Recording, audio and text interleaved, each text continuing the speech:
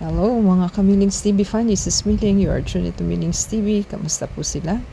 Tayo po ay nasa destination ng ating hotel sa Boracay at naka-check-in po tayo sa Carmelia de Boracay. Yan po ang ating building at yan po ang ating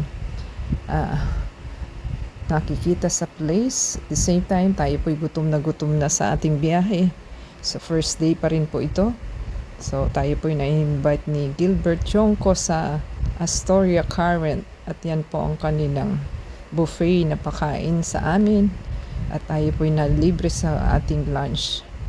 So, meron po tayong gagawin sa kanilang event. Kaya po tayo ay napasama na.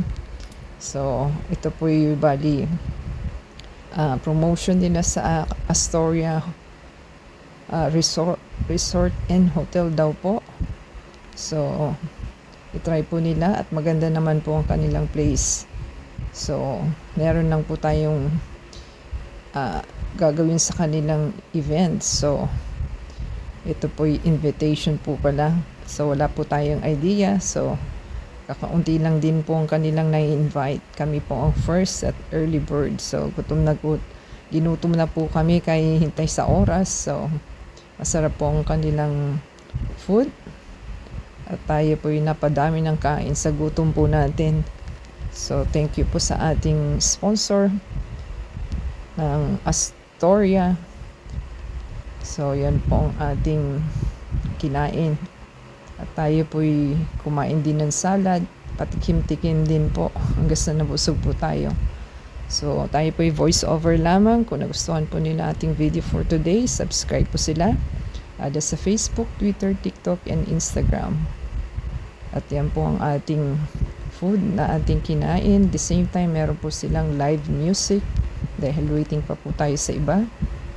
At yan po ang inyong makikita at maganda po ang kanilang place. Try nyo pong mag-book sa kanila at maganda po.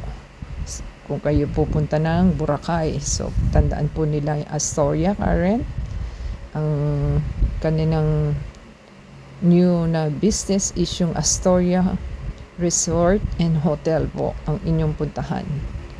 So, marami po silang branches na itatayo. May Palawan, may El Nido po ata. So, maganda po ang kanilang project. So, kung gusto po nilang magpa-member, pa-member po sila. So, until next time po, God bless everyone.